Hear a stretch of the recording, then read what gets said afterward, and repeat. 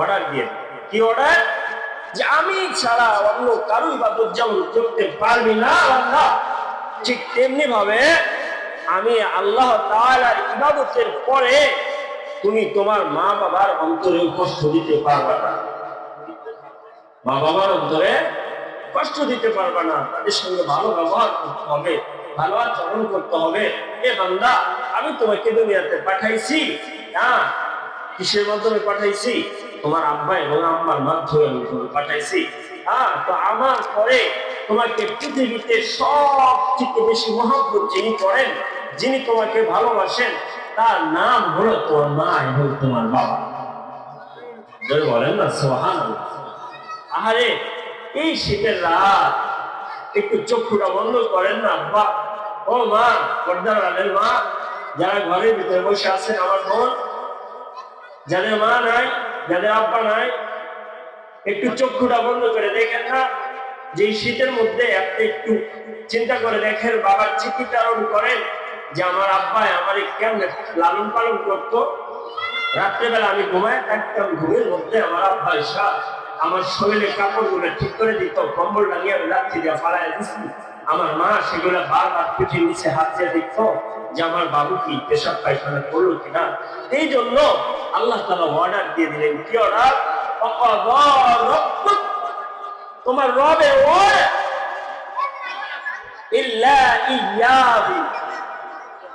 একমাত্র আমি আল্লাহ তাআলার ইবাদত ছাড়া অন্য কারো ইবাদত তুমি করতে পারবে না। আর একটা অর্ডার এর সাথে সাথে, যে বান্দা আমি আমার ইবাদত ছাড়া যেমন তুমি অন্য কারো ইবাদত করতে পারবে না, ঠিক তেমনি ভাবে তোমার মা বাবার দুইজন অথবা একজন, দুজনের সঙ্গে যদি তোমার জীবন দশায় তুমি পাও, হ্যাঁ, তোমার হায়াতে যদি তোমার মা বাবাকে পাও, তো তাদের সাথে কি করবে? ভালো আচরণ করবে, ভালো ব্যবহার করবে। আল্লাহ বলছেন তাদের সাথে এমন বাক্য উচ্চারণ করো না যে এতটুকু তুমি বিরক্ত হয়ে তাদের সাথে উচ্চারণ করো না। মা, এটা কি? হ্যাঁ, তুমি এটা, তোমার এটা ভাল লাগে না, এরকম তুমি বলো না। অথবা তোমার আচরণে তোমার মা বাবা যেন কখনো বুকের ভিতরে, দিলের মধ্যে এরকম যেন শব্দ উচ্চারণ না করে বান্দা।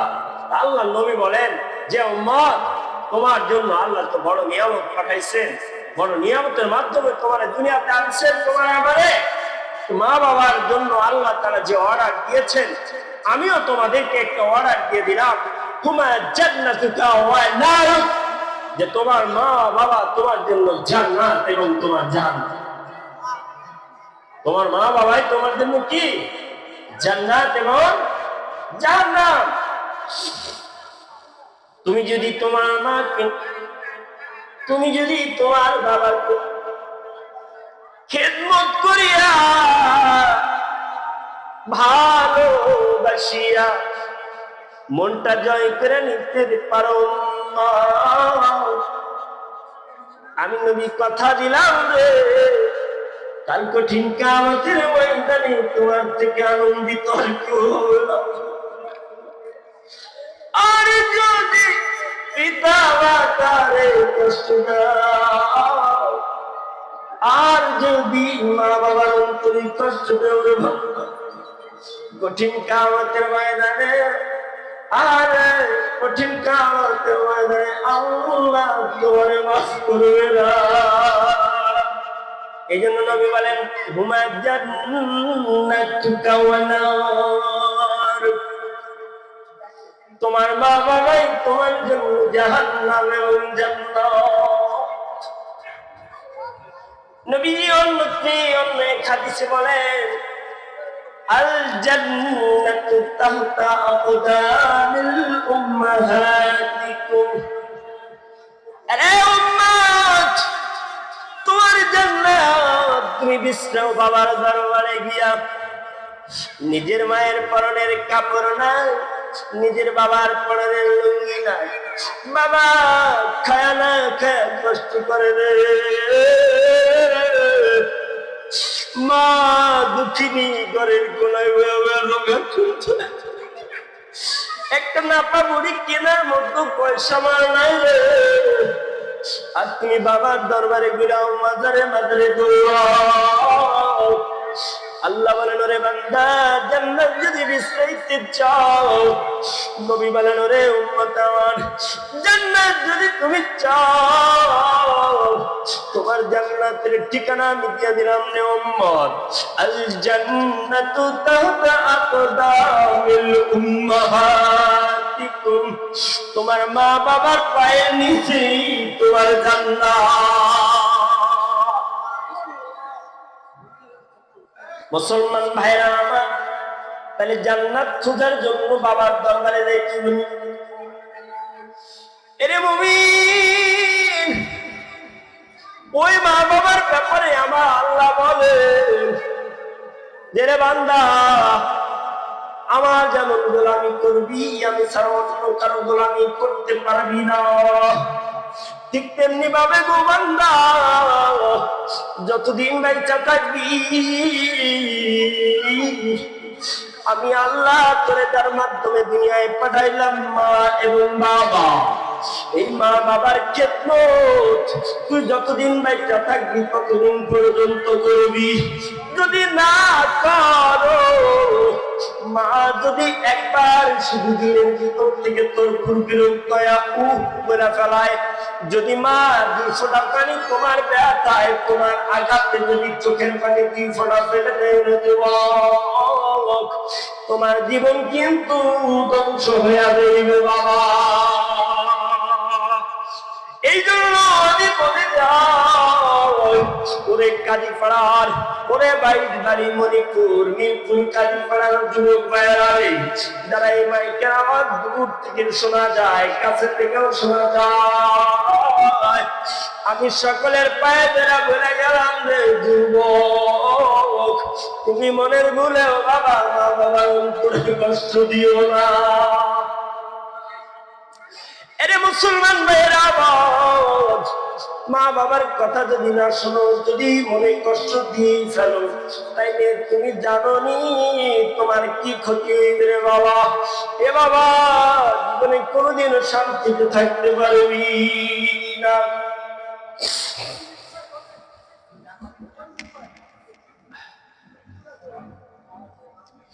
আমার মুসলমান ভাইরা, আমার বন্ধুরা আমার, এই জন্যই তো আল্লাহ নবী বলেন, হুমা জান্নাতু ওয়া নারুক। এরে বান্দা, এরে উম্মত, তোমার মা তোমার জান্নাত এবং জাহান্নাম। এ মুসলমান, আমার মা নাই বাবা নাই, যদি বলো কোনো মুমিন যে ভাইজান আমার মাও নাই বাবা নাই, অনেক ভুল করে বলছে, কিন্তু মার থেকে আর ক্ষমা চাওয়ার কোনো উপায় আমার কাছে নাই। বাবার পায়ে ধরে ক্ষমা চাওয়ার আর কোনো উপায় আমার কাছে নাই। তাহলে যুবক, আমি তোমাকে বলবো যে তোমার বাবার কবরটা তুমি কোথায় দিছো? তুমি যদি তোমার বাবার কবরের কাছে গিয়ে দেব 2 ফোঁটা চোখের পানি ফলাইয়া বাবার কবরের কাছে দাঁড়াইয়া, আহারে আল্লাহ তাআলা শিখিয়ে দিয়েছেন যে আয়াত তেলাওয়াত করেছি তার মন দিয়েছে, এ বান্দা, তোমার মা বাবার জন্য তুমি দোয়া করবা, রব্বির হামহুমা কামা রাব্বায়ানি সগীরা। এ মুসলমান, কার জানি মা নাই রে, কার জানি বাবা নাই রে। এ যুবক, তোর বাবা তোর মা তোর দুনিয়ায় কত কষ্ট করিয়া মায়ের প্রসবের ব্যথা তোরে দুনিয়াতে আনতে গিয়া মায়ের শরীরে রক্ত শূন্যতা দেখা দিয়েছিল। গরিব হওয়ার কারণে তেমন কোনো ওষুধ পাতিও খাইতে পারে না, একমাত্র ওষুধ ছিল এলাকার কম দামি কচু গাছ। এ যুবক, তোরে দুনিয়াতে আনতে গিয়া, আবার দুনিয়াতে আনতে গিয়ে মায়ের কত কষ্ট করছে, ওই মায়ের অন্তরে তুমি কষ্ট দিও না রে বাবা। যদি কোনো গরিব অসহায় দুর্বল মানুষ মায়ের খেদমত করিয়া যাইতে পারে, আর যদি মা বাবার থেকে দোয়া নিতে পারে, ওই মা যদি আল্লাহর কাছে দোয়া করে দেয়, আল্লাহ তুমি আমার সন্তানকে ধনী বানায়া দাও, তো আমার আল্লাহর নবী বলেন, মার দোয়া করতে দেরি হয় রে যুবক, আসমানের মালিকের কাছে গ্রহণ করিতে দেরি হয় না।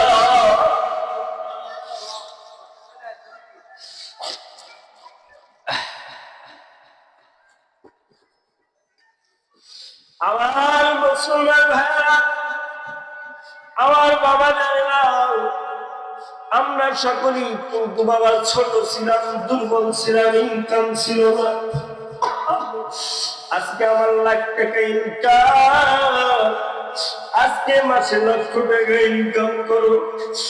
আরে তোমার মার কত আশা ছিল, কত বাসনা ছিল, আমার খোকা বড় হবে, চাকরি করবে, টাকা ইনকাম করবে, আমার খোকা আমার কত কিছু কিনা খাওয়াইবে। আরে ছোটবেলায় যখন তুমি আমি মার থেকে কিছু চাইতাম, বাবার থেকে চাইতাম, আরে না দিতে পারলে বাবার কাছে চাইলে অনেক সময় জারি মারতো, চলে যা,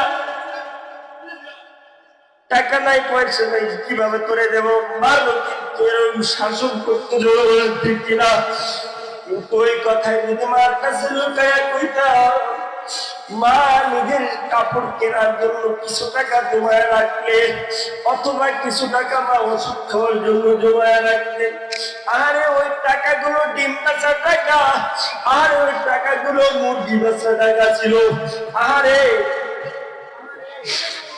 এরকম ভাবে মা আমাদেরকে দেখাশোনা করতেন, নিজের টাকাটা বাবারে না দাঁড়াইয়া গোপনে বাড়ি করে সন্তানের হাতে দিয়া বলতেন, বাবা যাও গিয়ে তোমার পছন্দের জিনিসটা কিনে। আজকে মা দুনিয়াতে নাই, আজকে বাবা দুনিয়াতে আমি তারে বলবো, বাবা যান আপনার আব্বা আমার কবরের কাছে বছরে একবার বললে। আরে ওই মা কবরে গিয়া ডাকে আর বলে, বাবা এ বাবা আমি কবরে এসে জানতে পারলাম যে তুমি নাকি আমার কবরের কাছে আসলে আমার কবরের আযাব নাকি মাফ হইয়া যাইবে। এই জন্য বাবা আমি কবরের মধ্যে অপেক্ষায় আছি। কোন বলিদার টুকটা এই যে আমার দাফন করে চলে গেছো, আর একদিনে তো আমার দেখতে আইল না। এ বাবা জানলে আমার ভাইজান, আমার এভাবে কবরের ভিতর থেকে মা বাবা হাজারি করতে থাকে। আর যদি কারো সন্তান কবরের কাছে গিয়া, মা বাবার কবরের কাছে গিয়া বাবা একবার সূরা ফাতিহা পড়া, তিনবার কুল আল্লাহ সূরা পড়ে যদি ঢালাইয়া দরুদ শরীফ পড়িয়া যদি মা বাবার কবরের পাশে হাত তোলে,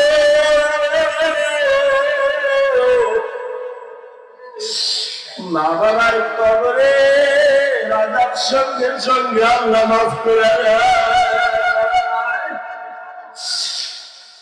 ওরে ভাইজান, এই জন্য বছরে একবার হলেও মা বাবার কবরের কাছে যাইবেন বাবা। আরে কবে যে জঙ্গলের ভিতরে কবরস্থানে গিয়া থুয়ে এলেন, আর একদিনও আপনি গেলেন না, জানেননি? কবি বলেন, জैसे करनी वैसे भरनी, ना मानो तो करके दे, जन्नत भी है तो जग भी है, ना मानो तो मर के देख, जैसा करनी वैसा भरनी, ना मानो तो करके देख, जन्नत से दोजख से, না মানো তো মর্ক দেখ। এ ভাই কর্ম তেমন ফল তেমন, বিশ্বাস না হয় করিয়া দেখো, জান্নাত আছে জাহান্নাম আছে, বিশ্বাস না হয় মরিয়া দেখো। এই জন্য বাবা জানেন আমার, আল্লাহ নবীর একজন সাহাবী, আরে বাবা নামটা মাতৃ মনে ছিল, মাতৃ ভুলে গেল বাবা। এ বাবা সাহাবী আল্লাহর নবীর কাছে বললেন, ও নবীজি, আমার মা আপনাকে দাওয়াত করেছেন, যাইতে বলছেন। আরে নবীজি বললেন, ঠিক আছে, আমি তোমাদের বাড়িতে যাব। এবার যখন নবীজি তার দাওয়াত গ্রহণ করিয়া ওই বাড়িতে গেলে, যাওয়ার পরে নবীজি যখন খাওয়া দাওয়া শেষ করলেন, খাওয়া দাওয়ার পরে সাহাবীরা একটা বলে, নবীজি, আমার মা যদি আপনারে কি বলতে চায়। নবীজি একটা বলেন, ওরে আমার চাবি বলো, তোমার আম্মা জান আমার কাছে কি বলবে বলো। আম্মা জান পর্দার হাত থেকে বললে, নবীজি, আমার সন্তান আপনার দরবারে যায় না খেয়ে বলে থাকে। আরে সাহাবীরা না খেয়ে নবীজির দরবারে পড়ে আসে। এরপরে কোন সময় নবীজির দরবার ছাড়ে নাই, আর আমরা 3 বেলা পোলাও কুরমা খাইয়া নামাজের আযানের শব্দ হওয়ার কারণে নবীর কোন অধিকার আল্লাহ বাবা। ও বাবা, এভাবে সাহাবীর জন্য যখন মা বললেন, নবীজি আপনি দোয়া করে দেওয়ার সন্তান নেই, তো তখন না মার কথা মতো নবীজি বললেন, ঠিক আছে, আমি দোয়া করবো, আপনি দোয়া করে দেন। না না না না, আমি দোয়া করবো না। নবীজি বললেন, আমি দোয়া করবো না। ও বাপ, আপনি দোয়া করে দেন, আপনি দোয়া করলে আমি আমিন বলে দেবো। নবী তো সাহাবীর মা রাসূলুল্লাহর কাছে হাত তুললেন, ডাকটা বললেন, আল্লাহ, আমার সন্তান নবীজির দরবারে গিয়া পড়ে থাকে, খায় না, দেয় না, খাওয়ান নাই, দাওয়ান নাই, গরিব মানুষ। আল্লাহ গো, তুমি আমার সন্তানটারে যুগ শ্রেষ্ঠ ধনী বানায় দাও আল্লাহ। তো নবীজি আমার ওই দরবারে দাঁড়ায়, নবীজি আবার বললেন, আল্লাহুম্মা আমিন। আরে মায়ের দোয়া সঙ্গে সঙ্গে আল্লাহর দরবারে কবুল হয়ে গেছে। এ বাবা, সাহাবী কিছুদিন পরে রাতারাতি যেন ধনী হয়ে গেল। আরে মা যদি তোমারে বদ্ধ করে, সেটাও যেমন দ্রুত গতিতে যায়। আবার ওই মা যদি তোমারে আমার দোয়া করে, বাবা, আসমানের ভিতরে এমন কোন ফেরেশতা নাই সাহস থাকে যে ওই দোয়াটারে বাধা দেয়। আরে দোয়া করা মাত্র ডাইরেক্ট গিয়া আমার আল্লাহর আরশে চলে যায়। এই জন্য বাবা, জন্মদাতা পিতা মাতার সঙ্গে খারাপ ব্যবহার করো না। এই জন্যই তো নবীজি বললেন, তোমার জান্নাতুকা ওয়া নার, তোমার মা এবং তোমার বাবাই তোমার জন্য জান্নাত এবং জাহান্নাম। এ বাবা, বলতেছিলাম, যখন তুই কবরের পাশে গিয়ে দাঁড়াইবা আর ডাকটা বলবা, আল্লাহ, আমি আমার মারে কামাই করে খাওয়াইতে পারি না আল্লাহ, এখন লাখ লাখ টাকা ইনকাম করি, ভালো মন্দ খাই, কিন্তু মারে আমি কিছুই দিতে পারি নাই। আমার ইনকাম করার আগে আমার মা দুনিয়া ছেড়ে চলে গেল। আরে ভাইজান, অনেক কপাল পড়া আছি আমরা, লাখ টাকা ইনকাম করি, মার গরিব মারেন বাড়িতে না খেলাটাই, কিন্তু খবর নেয় না। ওরে বদনাই, তুমি তোমার জান্নাত তারে চিনলা না। এ বাবা, তুমি যদি জান্নাত সহজে কামাই করতে চাও, তোমার মা বাবার খেদমত কিন্তু বাবার করতে হইবে। ও মুসলমান নাই জানেন আমার, সবাই স্বল্প আর কথা বলার মতো সুযোগ নাই। আমার ওস্তাদ চলে আসছেন। ভাইজানেরা আমার, এতক্ষণ ধরা যা কিছু বলছি, ওই যে আয়াতের দিকে চলে যায়। আল্লাহ বললেন, আমার ফয়সালা আমার ওয়াদান, আমি আল্লাহ ইবাদত ছাড়া যেমন তুমি কারো ইবাদত করতে পারবে না, ঠিক তেমনি ভাবে তোমার মা বাবার সাথেও তুমি অবাধ্যতা করতে পারবে না। তোমার মা বাবার খেদমত তোমাকে করতে হবে। মা বাবার অন্তরে কিন্তু বাবার কষ্ট দেওয়া যাইবে না। এ বাবা, এই জন্য বললাম যে যাদের মা মারা গেছে বছরে একবার হলেও কবরের কাছে যাইও, আর মা বাবার নামে বেশি বেশি দান খয়রাত কইরো। আরে মানুষ মারা যাওয়ার পরে কিন্তু বাবার সমস্ত আমল লইয়া যায়, কিন্তু 3 আমল চলা থেকে 1 নম্বর সদকায়ে জারিয়া, 2 নম্বরে বাবা নেক সন্তান, 3 নম্বরে বাবা উপকার দিয়ে দেন।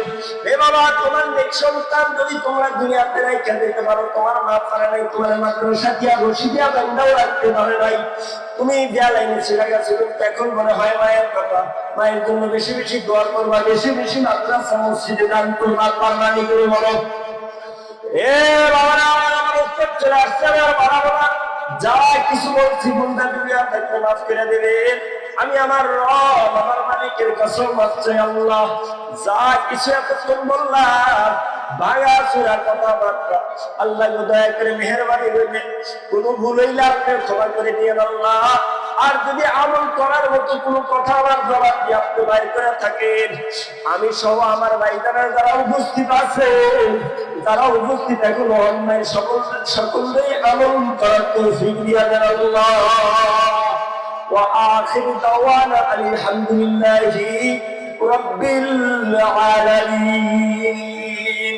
السلام عليكم ورحمة الله.